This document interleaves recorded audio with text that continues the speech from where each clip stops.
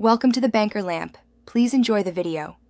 You'll start by confirming the keyboard type because the pairing method depends on it.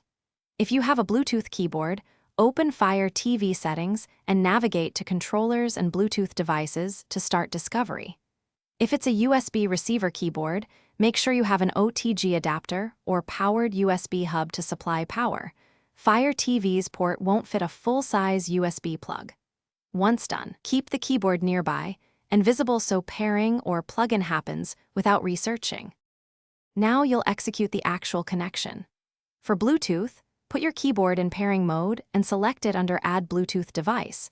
You may need to enter a PIN shown on screen, so type it and press Enter.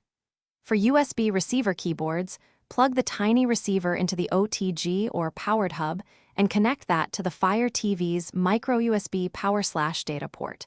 The system should detect it automatically. Make sure the item shows as keyboard in the devices list, so input works across menus and apps. Finish by verifying functionality. Open Search and type to confirm keys register. Try special keys like Enter and back to check mapping. If it doesn't work, restart the Fire TV and retry pairing or reconnecting the USB hub because many detection issues clear on reboot.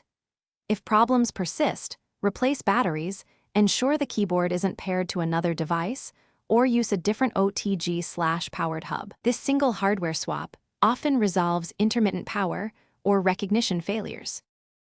Thanks for watching. If this was helpful, leave a like and consider subscribing. See you next time.